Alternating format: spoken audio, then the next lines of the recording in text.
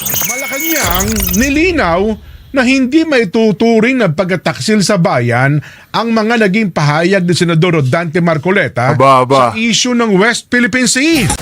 Kinampihan ng Malacanang si Senador Dante Marcoleta sa akusasyon ng pagtataksil umano sa bayan dahil sa mga naging pahayag at paninindigan sa issue ng West Philippine Sea. Giit ni Palace Press Officer Undersecretary Claire Castro, hindi naman ito maituturing na pagtataksil sa bayan. Ibang clear Alam naman ata po yan. natin ang isa sa elemento po ng treason ay dapat mo po na merong actual state of war. So wala naman po tayo sa ngayon na wala po tayo sa estado ng actual state of war. Either hindi handa yung mga naghain ng reklamo na sumagot sa katanungan kung Tama. bakit sila naghahain ng ganito laban sa Vice Presidente, isang Vice President na napakalaki ng mandato, na kailang boto siya. Unfortunately, dahil nga magaling siguro sumagot ang ating Vice at saka kukunti lang talaga ang kanilang maihuhugot na facts, ganito kahina yung kaso na naihain nila. Grabe na ho talaga nangyayari mga ka-update. Mantakin po ninyo matapos yung maghamon ng debate nitong si Kong Dante Marcoleta dito kay Tariela at kay Carpio. Dito mga ka-update, nabahago ang buntot ni Auntie Claire Castro para ho siyang sinapian ng mabuting kaluluwa. Bakit ho natin nasabing mabuting kaluluwa? Ngayong araw lang mga ka-update, hindi naman araw-araw yan. Mantakin po ninyo, mukhang bumabaliktad na ho siya sa administrasyon. Bumabaliktad na ho siya kay Bobong Marcos Jr. Dito kinakampihan niya na ho si Kong Dante Marcoleta na hindi naman daw talaga problema. Ito nga hong pakikipagtalo, pakikipagdebate ni Kong Dante Marcoleta dyan sa Senado. Kaya mga kapatid, wala na ho tayong paligoy-ligoy pa. Kung bago lang ho kayo sa ating channel, isang like, isang share, isang subscribe lamang ho. Malaking tulong na ho yan. Hindi lang ho si Auntie Claire ang ating pag-uusapan. Pati nga ho itong impeachment ni BP Sara. Yung mga congressman mukhang hindi pa nakakapaghanda at mukhang mababasura na. Kaya mga kapatid, rekta na ho tayo. Ng ating Vice Presidente yan, take 2 na nga po ito, parang round 2 na ito. Hindi naman po kasi nagbago yung reklamo na inihain from last year at saka this year. So, napansin din po natin sa sariling pahayag ng mga nagreklamo o naghain ng reklamo na ito, nakikita natin o naririnig natin na ang explanation nila ay dahil daw hindi masyadong nakapag-explain si VP dahil sa kanilang mga paratang. Ayan, yung panibagong impeachment complaint na nilalagak na naman ho ni, alam nyo na kung sino naman yan, mga ka-update, yung mga liberal, yung mga makakaliwa yung utak, mahina na naman ho yan. Sabihin ba naman nila na hindi daw na-explain na maayos yung confidential funds na 125 million ni BP Sara? Yan ho yung pinagpuputok ng butso nila. Hindi po ba nakakatawa yung ginagawa nila? Mismo nga dyan sa COA, maayos yung pagka-audit ng 125 confidential funds na hindi naman ho niya binulsa. Saan po ba ginamit ni BP Sara yung 125 confi funds niya? Ayan, dyan sa mga katulad na liberal mga kapatid, hindi po liberal. Liberal kasi yung mga alam nyo na, nagre-recruit ng mga NPA, yung mga college students, yung po yung mga pinupuntirya nila, yan po dyan kinokontra ni BP Sara. Kaya pinag-iinitan ho siya ng mga tao dyan sa Kongreso. Nandyan ho halos yung mga, mga makakaliway utak. Sila Reneco, sila De Lima, nandyan, sama-sama ho sila Franz Castro. Diba? Ano ho bang expect natin? Diba? Last year, kung matatandaan po natin, nakailang inquiries sa Kongreso o sa Kamara de Representantes ang mga representante natin at panay ang tanong nila kay VP Inday, minsan wala po sa lugar, katulad ng sa budget hearing, katulad ng sa ibang mga committee hearings, at ang akusasyon pa nila ay bakit daw hindi sumasagot ang ating Vice Presidente sa kanilang mga katanungan at minsan hindi pa daw nagpapakita. Hindi po ito umaabot sa punto na pwede kang mag-file ng isang reklamo for impeachment kung hindi ka lang masaya sa mga kasagutan ng ating Vice Presidente sa budget hearing halimbawa. So parang masyadong either hindi handa yung mga naghain ng reklamo na sumagot sa katanungan kung bakit sila naghahain ng ganito laban sa Vice Presidente, isang Vice President na napakalaki ng mandato, na kailang boto siya, 33 million votes noong 2022 elections. Pero kung siya ay tratuhin, ay minsan akala mo ay hindi Di ba? Parang wala siyang mandato, parang inuutos-utusan lang ng mga nagtatanong sa kanya sa Kongreso. Bunga ito ng, well, alam natin na pinagplanuhan siya at yung mga inquiries, kunwari in aid of legislation last year, ay sariwa pa sa isip natin. At alam natin na ito ang talagang pinagpaplanuhan nila na maghain ng isang impeachment complaint with the end in view na matanggal siya. Unfortunately, dahil nga magaling siguro sumagot ang ating bise at saka kukonti lang talaga ang kanilang maihuhugot na facts, ganito kahina yung kaso na naihain nila. And so, we've come full circle. Eto na naman po tayo, same complaint, same faces, walang pinagbago. And hanggang ngayon, hindi pa rin nakakapagbigay ng mas mabigat na dahilan sa pagfa-file ng ganitong kaso. Opo. Attorney, ano sa tingin po ninyo yung sabi mo nga take two na ito at lagi na itong sinasabi ng Vice Presidente. Anong sa tingin mo ang nag-trigger sa Vice President na magsalita? Lumabas na dahil nakikita natin usually yung tagapagsalita niya, ang legal counsel niya sa impeachment na si Attorney Michael Poa yung nagsasalita, sumasagot po doon sa mga reklamo o yung mga akusasyon laban po sa Vice Presidente. Ang ginagawa ng ating bise ay fini-frame niya yung konteksto at saka itong reklamo sa impeachment. Nilalagay niya sa tamang konteksto para makikita natin. Ito'y aksaya ng oras, aksaya ng resources at maliwanag na hindi public interest ang pinupuntirya. So para lang hindi malingat sa isipan at sa paniningin ng mga tao ang tunay na dahilan kung bakit inihain ito. Alam niyo naman, matatamis rin minsan ang salita ng mga taong naghahain, parang pinalalabas na ito para sa katarungan, for accountability, for transparency. Very transparent naman kung ano talaga ang tunay nilang bakay. Opo. Attorney, sa tingin po ninyo, may legal na batayan ba itong paratang sa impeachment complaint, lalo na po doon sa issue kay itong Mary Grace Piatos? Uulitin natin, medyo nakakabahala na ang mga makakaliwang grupo ang naghain ng isang reklamo na nagde-demand na mag-release ng impormasyon na normally talagang itinatago for national security. Uulitin ko, sa saligang batas, ang binabasa natin dyan ay talagang required ang transparency for accountability ng mga public officials.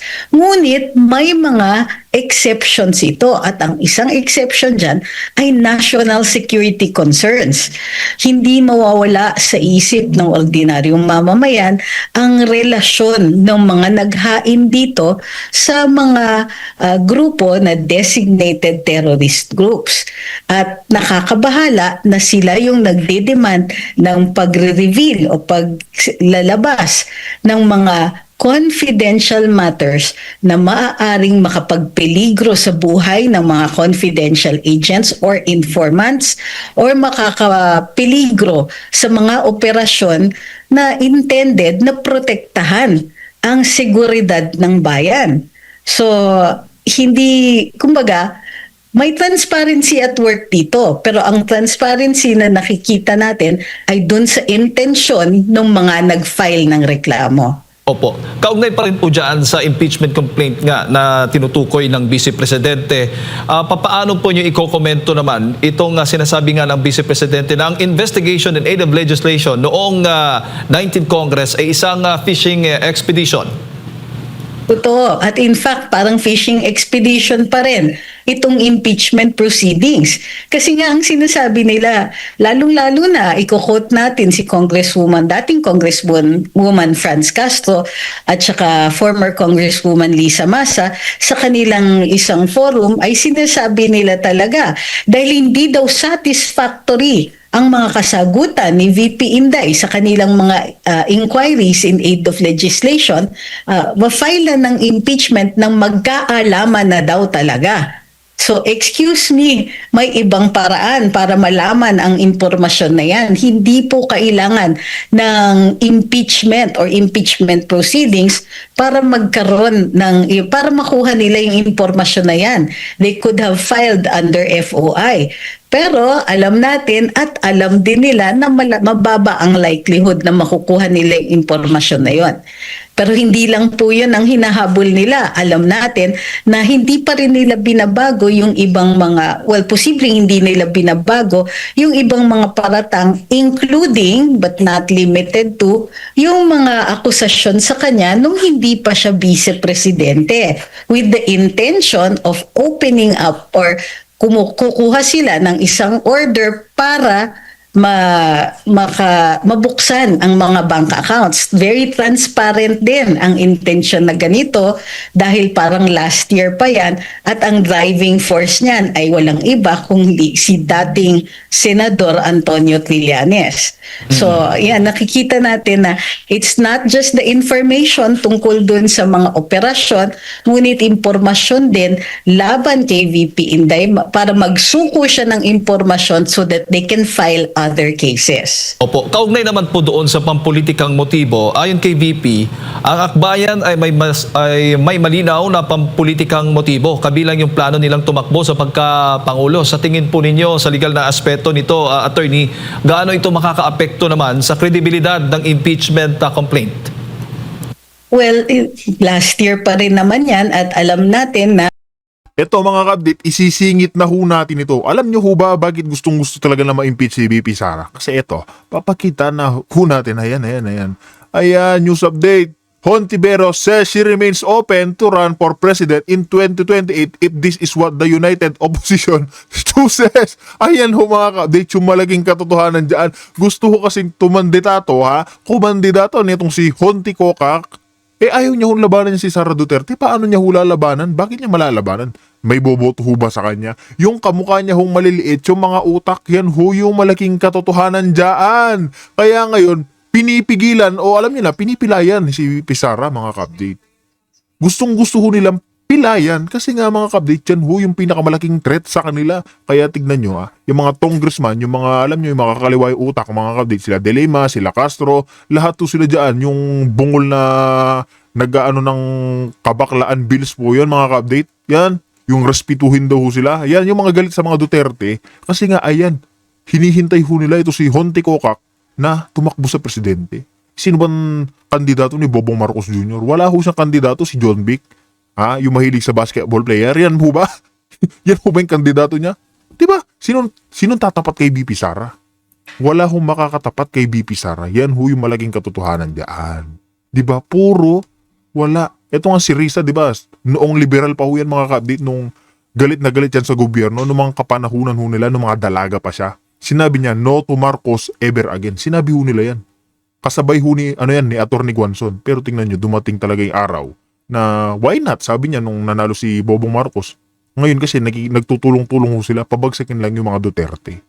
Diba? Wala hong pakialam si Risa Hontiveros sa pagnanakaw ng admin ngayon. Wala ho siyang pakialam. Importante nakapokus ho siya na ngayon tatakbo siya 2028 presidential election. Kaya pilit po talaga nilang ini-impeach si Sara Duterte. Di ba? Kaya yan ini-endorso ng marami sa mga opisyales ng administrasyon na ito ay nababahala sila sa lakas ng popularidad ni VP Inday na actually since 2022 pa. In fact, kaya siya binoto ng mga tao with the end in view na siya ang susunod na Pangulo. Whether it is inadvertent dahil may posibleng mangyari or dahil sa 2028 siya naman po, it is her turn. So, kumbaga, mababa na ang kredibilidad since last year. Ang tawag dyan in English, naked ambition.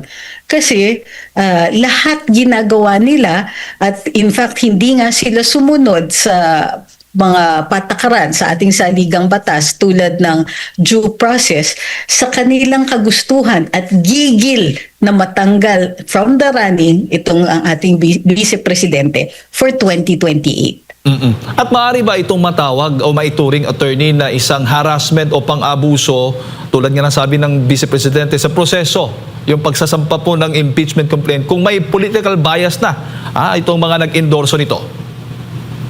Well, ang tawag dyan ay abuse of right. Just because they can doesn't mean they should.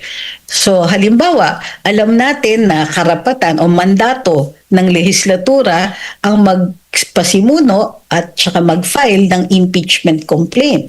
Ngunit kailangan mayroong pundasyon ito. May violation ng batas o mayroong act na napakasama, kahit hindi man lang siya umangat to the level of a crime, pero dapat napakasama ng ginawa ng nasasakdal para humarap siya sa isang impeachment at para matanggal sa pwesto ang isang taong may hawak na napakalaking mandato. Gayunpaman, ginagawa pa rin nila kahit marami o tingin ko mayorya ng mga nanonood at sumusubaybay dito ay hindi naniniwalang may tunay ngang nagawa ang ating Vice Presidente to merit such an action. Opo, ganito ho ba talaga ang nature ng impeachment, attorney? Talagang may halong ginagawang sandata yung politika? Hindi dapat. Ngunit hindi maiiwasan kasi hindi nakalagay sa saligang batas na essential yung elemento ng motibo ng mga nagfa-file. Ang dapat nire-require or malinaw naman sa saligang batas pag tinignan ninyo ano ang grounds for impeachment. Makikita ninyo treason, graft and corruption, culpable violation of the Constitution, betrayal of public trust, high crimes. Dapat ganung level, ganung kabigat ang dapat ginawa ng isang tao para sila ay matanggal. Ito ay hindi ginawang madali ng saligang batas precisely for this purpose, para hindi basta-basta magamit para sa mga pansariling interest. Dapat ang pinoprotektahan dito ay interest ng bansa. Tama. Bago ka magtanggal ng isang tao na ginawaran ng mandato. So, well, parang nakikita natin na ang motibo nga naman nakakapag-unite din ng mga taong hindi matino o hindi maganda ang hangarin. Opo. Pero doon sa timing ng paghahain ng impeachment complaint laban kay Vice Presidente, attorney, sabi ng Supreme Court dapat, di ba, February 6. Yan dapat yung panahon na po pwedeng maghain na. Pero bago ang February 6 ay nakapaghain na itong mga grupong ito laban sa Vice Presidente. Sa tingin po ninyo, kayo pabor din doon sa mga sinasabi ng ilan na magkakaroon ng problema sila pagdating ng panahon pag may magrereklamo sa timing naman ng 1-year bar rule dito nga sa kaso ng Vice Presidente? Well, may basis naman po kasi yung kanilang paghain ng maaga at ang tingin ko medyo nag-aalala sila na baka may maghain ng isang mahinang reklamo katulad ng nangyari dun sa presidente at mai-inoculate, mababakunahan, kumbaga, ang vice presidente ng 1-year bar rule. So, nagmadali sila. Ito ay dahil dun sa desisyon ng Korte Suprema sa motion for reconsideration ay sinabi nila na nag-umpisa ang 1-year bar ng January 14 or 15. Kung kaya't nag-file sila ng February 2. Ang tingin ko, binabalanse nila at sa tansya nila, ano yung worst na mangyayari? Posibleng i-reject either ng plenaryo o ng Committee on Justice yung premature na paghain, i-uphold yung original decision ng Korte Suprema, posibleng sabihin nila premature, i-refile nyo na lang uli. Or pwede ring sabihin, premature, hindi sang-ayon sa rules, mag-uumpisa ang 1-year bar rule. So those are the two things na posibleng mangyari. Either way, kung sa worst case scenario, baka umakyat sila sa Korte Suprema para i-clarify kung ano talaga ang nararapat na date. Pero ang tingin ko dyan is, ang tingin ng mga naghain ay minimal yung risk sa pag-file ng February 2. Mataas ang risk kung nag-intay sila ng February 6. Opo, bago ko lang ipasok kay partner attorney, may bias ho ba sa tingin po ninyo yung pagtrato ng HOR dito nga sa impeachment complaint laban kay VP Sara Duterte at doon kay Pangulong Bongbong Marcos Jr.? Well, ang tingin ko dyan, it is a difference of motivations.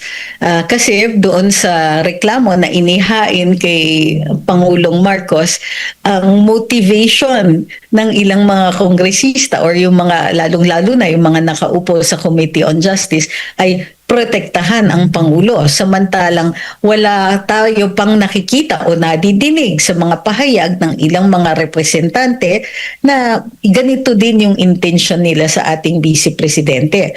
Bukod pa dyan, yung kanilang reaction sa desisyon ng Korte Suprema ay nahahalata yung tila may konti bang pikon na natalo sila doon sa reklamo o doon sa inihain sa petition for certiorari and prohibition doon na inihain sa Korte Suprema, yung fact na kinailangan ni pang i-refile yung reklamo ni VP Inday ay nakita natin hindi maganda ang pagtanggap ng ilang mga representante at tila may maktol doon sa desisyon, lalong-lalo na may ilang nagsasabi sa kanila. So masyado daw nag-i-interfere sa kanilang powers. Kung sang-ayon kasi sila, hindi natin makikita yung mga ganitong reklamo. So, alam natin that iba po ang pagtanggap talaga. Could we call it bias? Hindi ako sure kasi political ito eh. This is a political process at alam natin na ang politics natin ay may killing talaga depending on the person that you're talking to. So primarily, may motivation talaga towards their own parties and their own interests ang ating mga politicians. So hindi yan nakakagulat, nor is it illegal. Prof, magandang umaga. Si Admar po ito. No? Napag-uusapan yung si Mary Grace Piatos. Nakikita niyo po ba na obligado yung ibang ahensya ng gobyerno, lalo na yung may mga confidential fund din, na magdepensa? Kasi mauungkat yung sistema ng paggamit ng confidential fund. Nandyan yung Office of the President, yung DILG, DND, sa panig naman ng militar and pambansang pulisya, intelligence funds naman yung tawag nila. Nakikita niyo po ba na dapat magsalita or madadamay din sila? Kung hindi rin sila magsasalita, maaring magiging kasangkapan ito, lalo na ang mga nanguna dito sa pagpapa-impeach nga ay mga makakaliwang grupo, magiging kasangkapan nila para mapuna yung intelligence or confidential fund ng gobyerno. Yun nga po yung danger. Bukas na bukas, kung itong impeachment ay magbunga ng maganda para dun sa mga naghain nito, posibleng maka-establish ng president kahit man lang impeachment proceedings, na makakuha sila ng impormasyon na normally protektado ng Estado because it also is supposed to protect the state. Yung mga intel funds na yan at saka confidential funds, they are secret for a reason, to protect people. Sinabi nga dun sa isang forum ni dating Congressman Mike Defensor na mayroong instance pa nga in one case nung speaker daw si Jose de Venecia na mayroong pagkakataon na mayroong pinilit na impormasyon na ganon at hindi po maganda yung naging resulta na ilagay sa panganib yung mga taong involved sa operasyon na yon. So there is a reason for this. Unfortunately, kapag pumasok na ang partisan politics, lalong-lalo na against a person na talagang maglalagay sa peligro ng mga ambisyon ng ilang mga leaders natin, then reason goes out the window. Unfortunately, ang peligro nito is more widespread and far-reaching than they're allowing us to see. Opo, kasi katakataka, medyo tahimik din, lalo na yung Office of the President. Bakit hindi sila nagdedepensa kahit generic na lang? Kasi hindi lang naman yung OVP, yung mayroong ganyan. Paano siya ginamit? Considering during that time, co-chairman ata si Vice President Sara Duterte sa NTF LCAC at ang matatamaan nito yung CPP, NPA NDF na sinasabi nga may kumikiling dito, yung mga makakaliwang grupo. So kumbaga nakikita nyo rin po ba na dapat maglabas din sila ng statement patungkol lang sa confidential fund, or alam mo na talagang dahil pabor din sa kanila, kaya hinahayaan na lang nila ang OVP? Actually, ang nakikita natin dito ay walang lumalabas na policy statement. Kumbaga, dahil ito ay impeachment at posibleng hindi magdulot ng president para sa kanila, kasi hindi siya judicial, ano?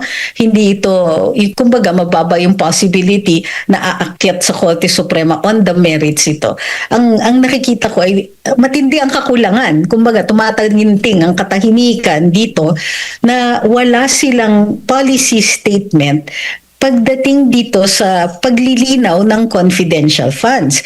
Kung talagang may issue sa paggamit ng confidential funds, baka dapat sinasharpen nila o ginagawa nilang mas madaling intindihin at mas madaling sundin at protektahan ang dapat protektahan sa pagbabago ng polisiya dito. Ayusin halimbawa nila yung Joint Memorandum Circular na naglalahad ng mga rules sa pag-liquidate ng confidential funds. Wala tayong nakikitang ganyan. In other words, maliwanag na it's only the Vice President and yung paggamit lang niya ng confidential funds ang willing nilang ipaungkat. Hindi sila nagsasalita tungkol sa ibang mga confidential funds dahil nga, ayaw din nilang maungkat yung kanila. Nilalaglag lang nila ang Vice Presidente. So, kawawa talaga si VP Inday dito. Opo. Ma'am, dito po sa naging pahayag ni Senator Risa Ontiveros na kinote doon sa video, maaari ba natin talagang makonclude na dito po sa hakbang nila for impeachment, lalo na doon sa recent interview, nakapanayam din si Senator Risa na sabi niya na kumpiyansa siya, basta magkakaisa lang, kayang matalo ng sinasabi nilang opinion sa pagka-presidente sa 2028 election si VP Sara? Alam niyo naman na you can fake it till you make it ay isang form, isang strategiya o taktika para sa eleksyon. Kailangan talaga ang mga nag-aambisyon maging kandidato ay i-portray nila na malakas sila. But in this case, medyo may slight fail kasi mayroong kondisyon kailangan magkaisa para manalo. Acknowledgement ito ng lakas ni VP Inday, ng taas ng kanyang popularity ratings at trust approvals. So kailangan nilang mag-resort sa ganitong mga strategiya at ganitong klaseng communication style. Ayan, totoo yan, di ba? Sinabi nga na matatalo ni Risa Honticoca si VP Sara. Napakalabo ho niyan, mga ka-update. Suntok sa buwan ho yan. Depende na lang ho kung talagang panaluhin ni George Garcia. Ayan, yung mahilig kong, alam nyo na, mambaliktad. Isipin nyo manalo si Benny Boy Dila. Hindi naman siya binoto ng mga taga Manila. Di ba, power tripping, mga ka-update, yung mga Duterte youth. Ayan, pwede ho nilang panaluhin kung gusto nila sa malaking halaga. Kaya mga kapatid, susunod na ho natin. Ito nga hong pinakapaborito nyong talakera ng Malacanang. Walang iba mga kapatid, kundi si Auntie Claire Castro. Dito parang nag-iba ito si Auntie Claire Castro, mga kapatid. Sinapian siguro ito ha. Siguro sinapian ng mabuting asal o mabuting kaluluwa. Ngayong araw lang mga kapatid ha. Hindi man ho natin sinasabing forever na yun. Pero tingin natin ngayon sinapian talaga. Mantakin po ninyo yun.